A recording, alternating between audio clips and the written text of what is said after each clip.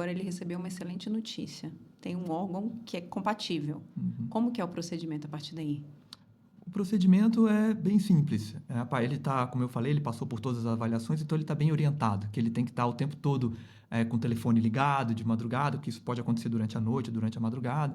Né? A gente liga, essa unidade de transplante, ela tem um plantonista lá no hospital e quando aparece, a gente aceita o órgão, por quê? O que acontece? A oferta, ela chega para a equipe.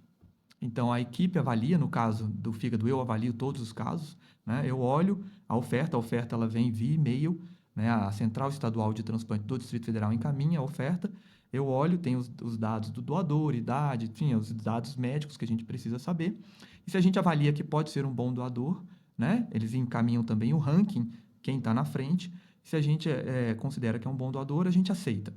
A partir do momento que a gente aceita, dependendo de onde está esse doador, nós temos que avaliar a logística também, se a logística é viável ou não. Então, por exemplo, hoje, nesse momento, nós estamos recebendo um fígado que foi captado em Aracaju, Sergipe. Tá? E está vindo num voo comercial, porque eles conseguiram ajustar o horário da captação para um horário de voo que tem, né, para trazer esse órgão para Brasília. Agora, se às vezes isso não é possível, ou se não tem um voo comercial disponível, né, aí eles acionam a Força Aérea Brasileira para ver se eles conseguem disponibilizar uma aeronave para captar. Às vezes não tem, às vezes a aeronave está em outra missão, então às vezes não tem logística, isso pode acontecer. Então às vezes eu até aceito um órgão, mas se não tiver logística não tem como a gente prosseguir. Mas tendo a logística sendo favorável, no caso do fígado, a gente tem até 12 horas entre a hora que retira o órgão, tá? E até a hora que a gente implanta o órgão aqui no nosso receptor. Então, não é um tempo muito longo. O rim, por exemplo, pode ser feito com 24 horas, o coração só tem 4 horas, Nossa. então isso varia de órgão para órgão. Se essa logística for viável, aí nós ligamos para o receptor, né? Pedimos para ele entrar em jejum a partir de determinada hora, depois ele vai para o hospital, aí ele recebe um banho, né, para higienização, coleta os exames e fica lá aguardando. E a partir do momento que a gente tem já essa logística ajustada, sabe a hora que vai chegar e tudo, ele vai para o centro cirúrgico e a gente vai tentando fazer o procedimento, minimizando esse tempo de isquemia. Isquemia é porque o órgão ele fica sem sangue, entende? Então, a partir do momento que você infunde a solução para preservar o órgão no doador, até o momento que você reperfunde o órgão no receptor, que é a hora que o sangue volta a correr dentro desse órgão já com o sangue do receptor. Então, esse tempo ele tem que ser o menor possível. Isso tem interferência direta no resultado. Tá? Então, a gente tenta sempre fazer isso com o menor tempo possível. Por exemplo, o fígado lá de Sergipe, que eu falei, já está no avião a caminho e a gente já está com o receptor lá internado dentro do centro cirúrgico esperando. Ele já tá Então, a gente já faz, uma logística que tem que estar muito ajustada, tá? Para tentar reduzir ao máximo esse tempo de isquemia. Porque está muito claro, quanto maior o tempo de isquemia, pior o resultado do transplante. Tá? E essa logística que você comentou, é o hospital que é responsável ou existe uma rede nacional? Aí depende, tá? A logística, se ela for, por exemplo, dentro do Distrito Federal, é o hospital que disponibiliza a sua ambulância, o seu carro, para levar a equipe, né? Por exemplo, lá no hospital de base, para fazer a captação de um órgão. Até uma determinada distância, é sim o hospital. Por exemplo, no nosso caso, até Goiânia, o hospital disponibiliza um carro para levar a equipe até Goiânia, que é próximo. Quando essa distância ela é muito grande, aí não. Aí dentro do Sistema Nacional de Transplante, né, existe uma central, né, que é a CNT, Central Nacional de Transplante, onde eles fazem esse contato de logística com a companhia aérea, com a Força Aérea Brasileira, né, eles fazem todo esse ajuste de logística quando a logística ela é de uma distância maior. Sim, perfeito. Em relação aos órgãos, quais são os órgãos hoje que vocês realizam procedimentos dentro do ICT? O ICTDF hoje é um dos maiores hospitais multitransportadores do país. Olha. Tá? Na nossa região, a gente é disparado o maior. Tá? Mas no Brasil, nós estamos aí entre os segundo, três maiores transplantadores de multiórgãos. Por quê? A gente faz fígado num volume muito grande. Só no Instituto, ano passado, a gente fez 100 transplantes de fígado, o que é um número muito significativo. O Distrito Federal é o maior transplantador de fígado por milhão de população, isso há mais de uma década, graças ao trabalho que nós fazemos dentro do Instituto. O transplante de coração, nós fizemos ano passado, se eu não me engano, 35 transplantes de coração. Nós só perdemos em número para o INCOR, em São Paulo, e o Distrito Federal é o maior transplantador de coração por milhão de população disparado. Né? Nós fazemos rim, nós fazemos transplante de medula óssea, tá? E também nós fazemos uma coisa muito importante e muito rara, que é transplante cardíaco em crianças, que são pouquíssimos centros que fazem. Né? Nós já chegamos a fazer transplante de pulmão, fizemos 2 casos no passado, depois interrompemos o programa, né? Eu tenho a esperança de que um dia a gente possa retomar também. Então, hoje a gente transplanta coração, fígado, rim, medula. E nós fazemos medula desde os mais simples, que é o autólogo, até o mais complexo, que é o halogênico. Excelente. Os números super expressivos. É uma honra para o GDF mesmo receber isso, né? Para o Tanto DF, que né? virou, era só Instituto de Cardiologia, depois virou Instituto de Cardiologia e Transplantes, justamente pela importância, né, que o Sim. transplante ele tomou não só dentro do hospital, mas em toda a nossa região. Engraçado que tem até um trabalho que mostra que quem doa o rim tem até uma sobrevida maior do que as pessoas normais, sabia? Olha, E a gente não sabe explicar exatamente muito bem por que isso acontece, mas se pensa que a partir do momento que a pessoa faz isso, ela tem um cuidado muito maior com a saúde dela. Então, de repente, isso é talvez. o que influencia. Mas isso está bem comprovado que a pessoa pode doar, desde que ela seja saudável, né, etc. Né? Ela pode doar o rim. E, normalmente, isso acontece entre parentes, né? Quando o rim é o órgão que tem mais pessoas na fila. No Brasil, existem hoje cerca de 70 mil brasileiros esperando Uau. um órgão. Se a gente tirar a córnea, tá? Porque a córnea não é um órgão sólido, né? E considerar só os órgãos sólidos, coração, fígado, rim, pâncreas, pulmão, né? São cerca de 40 mil pessoas. Desses 40 mil, 36 mil no transplante de rim. Olha. Então, é um problema bastante comum. Então, o rim, ele tem essa facilidade, né? Se a pessoa tem 2 rins, a cirurgia para retirada do rim vivo é uma cirurgia de pouco risco, de baixo risco. Não é que não exista risco, sempre existe, mas de baixíssimo risco. Né? Então existe essa facilidade, é uma cirurgia de menor porte, a pessoa doa o rim normalmente para algum familiar. Tá? No caso do transplante de fígado, o transplante de doador vivo é muito mais raro. Por quê? Porque em adultos, para uma pessoa doar o fígado, tá? Ela tem que normalmente doar o lado direito do fígado, que é uma hepatectomia direita, que a gente chama, uma cirurgia de grande porte, que inclusive tem risco de mortalidade. Então, apesar de ser um risco muito pequeno, menor que 1%, ele existe, já aconteceu em alguns centros, em países, inclusive Estados Unidos, e que é uma grande tragédia, porque uma pessoa que entra para doar, ela não tem uma doença, ela está completamente saudável. Então, é uma situação bem difícil. Então, por ser uma cirurgia maior, de grande porte, com algum risco, esse tipo de doação ela é menos comum no Ocidente. Tá? Por que eu digo no Ocidente? Porque no Oriente, na Índia, Japão, Coreia, por questões culturais, eles normalmente não têm doador falecido. Então, lá eles só fazem fígado com doador vivo. E lá eles têm uma grande experiência com doador vivo. No Brasil, o doador vivo de fígado normalmente é para criança. Por quê? Porque, felizmente, a gente tem poucos doadores criança, né? Graças a Deus, morrem poucas crianças, né, para doar. E as crianças que estão na fila precisando de um transplante de fígado dificilmente vão conseguir um doador, né, falecido, então eles normalmente é pai e mãe que doam. Quando é criança, por ser menor, normalmente é o lado esquerdo do fígado, que é uma parte menor e uma cirurgia muito mais simples de ser feita, com muito menos risco. Então, normalmente no Brasil, a maioria dos transplantes pediátricos de fígado são feitos com doador vivo, aí são a pai ou a mãe que doam para a criança.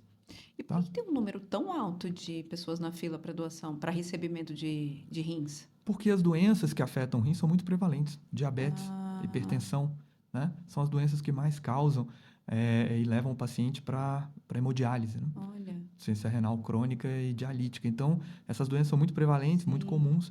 Então, afetam um grande número de pessoas. E quando elas não são bem controladas, esse paciente ele acaba evoluindo com essa insuficiência renal crônica e vai para diálise e fica lá na diálise, né, esperando normalmente um transplante de rim. e muitas doenças associadas ao nosso estilo de vida, né? Sim. Contemporâneo aqui do Brasil, regional, né? Mas e quando a gente fala de um doador falecido já? Quais são os requisitos? O que a família pode fazer? Olha, o doador falecido é aquele paciente no Brasil, né, que faleceu por morte cerebral. Nossa, Seja por um trauma, um acidente, né, que infelizmente é comum, né, por algum ato de violência que levou a um trauma craniano, ou por acidente vascular cerebral, derrame, né? Seja isquêmico ou hemorrágico. Esses pacientes eles acabam tendo o diagnóstico de morte cerebral, mas o coração ainda está batendo, né? E o coração ainda está batendo, mantém, né, a viabilidade dos órgãos. Então, é assim. É importante a gente falar sobre isso, né? Porque ainda existem muitos mitos e Sim. questionamentos a respeito disso, mas isso é uma coisa extremamente bem estabelecida há muitos e muitos anos, dos critérios para diagnóstico de morte cerebral. Não existe uma pessoa diagnosticada com morte cerebral, tá, que ela tem alguma possibilidade de voltar a acordar. Não existe isso. Esse diagnóstico ele é muito rígido. Ele exige exames muito bem feitos para que se tenha o diagnóstico da morte cerebral. Então, esse tipo de trabalho, ele é feito dentro dos hospitais, pode ser feito normalmente por um neurologista, um neurocirurgião, são 2 médicos, ou por um intensivista, que é um médico que trabalha em UTI, né?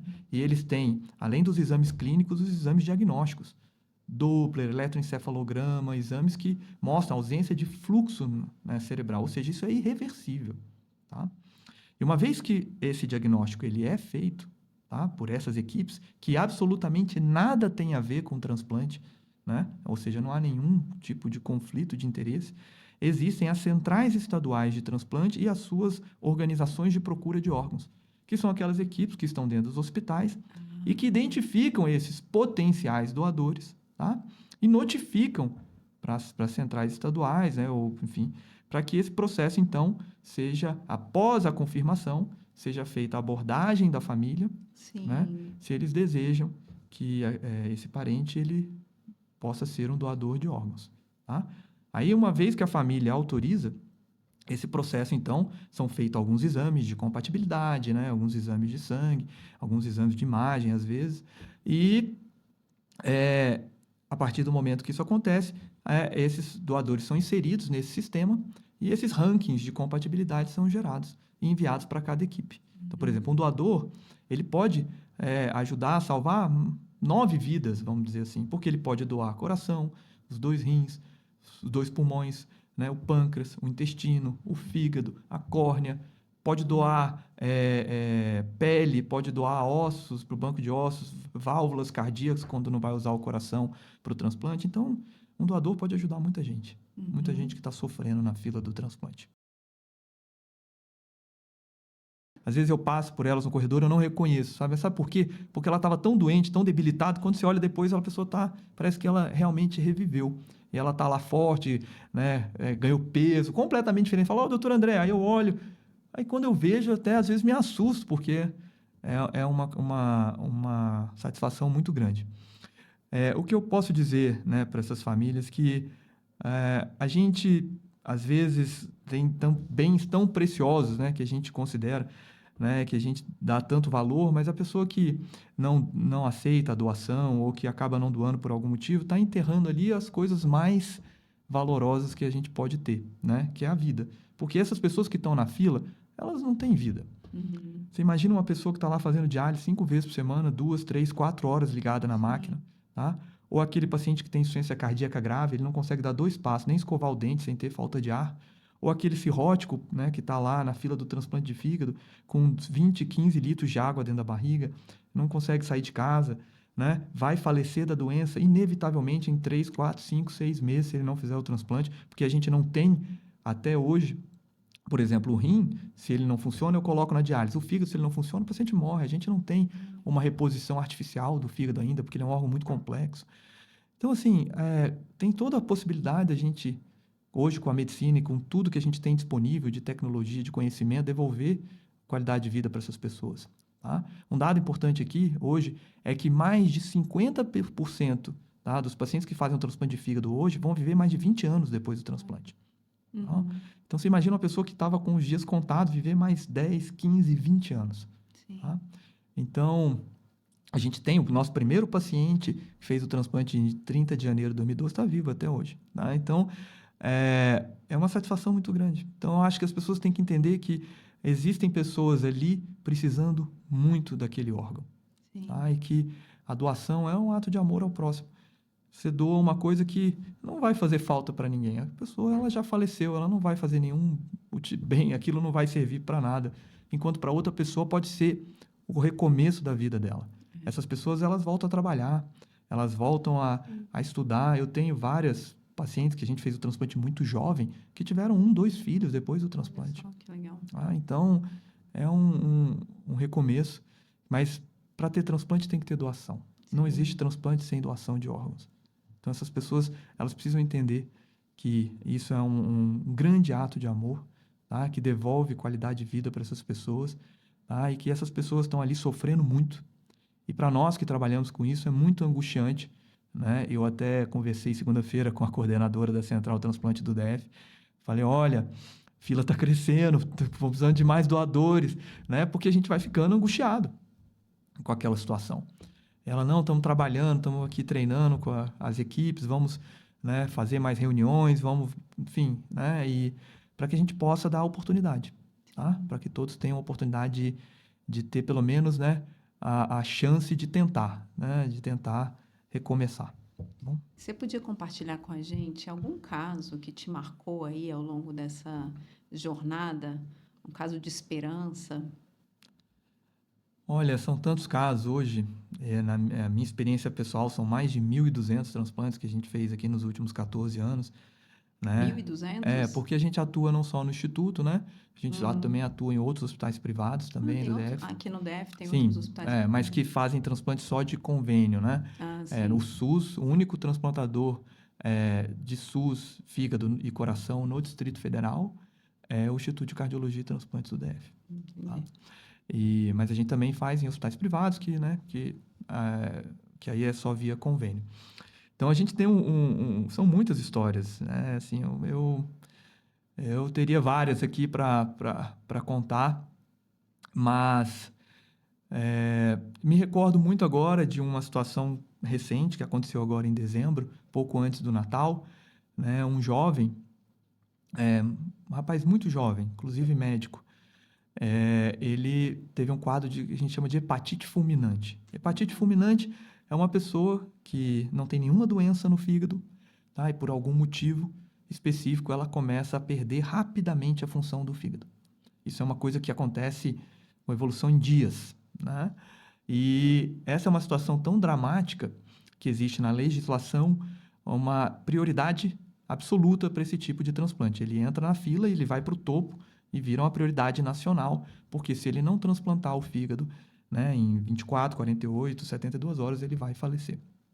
Então, pensa numa pessoa previamente rígida, que não tinha absolutamente nenhuma doença, jovem, forte, saudável, começa a evoluir com esse quadro em questão de dias, e entraram em contato comigo, ele estava internado em um outro hospital, e, olha, quando entraram em contato conosco, a situação já tinha se agravado muito, né? A gente chegou a avaliar o caso à distância e achar que já não havia mais nenhuma condição, ele não toleraria mais a cirurgia. Nossa. Mas a gente conseguiu, no mesmo dia, transferi-lo, né, para o hospital onde a gente faz transplante e incluímos ele na fila no mesmo dia. Isso tudo no mesmo dia, porque a situação já era bastante dramática.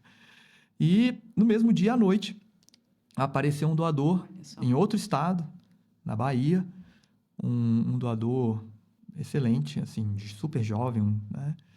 E a equipe lá conseguiu captar, mandou o fígado, chegou aqui já na madrugada, na manhã cedinha do dia seguinte, e a gente fez o transplante dele já numa situação muito crítica. Ele já estava entubado, com altas doses de droga vasoativa, o rim já tinha parado de funcionar, estava em diálise.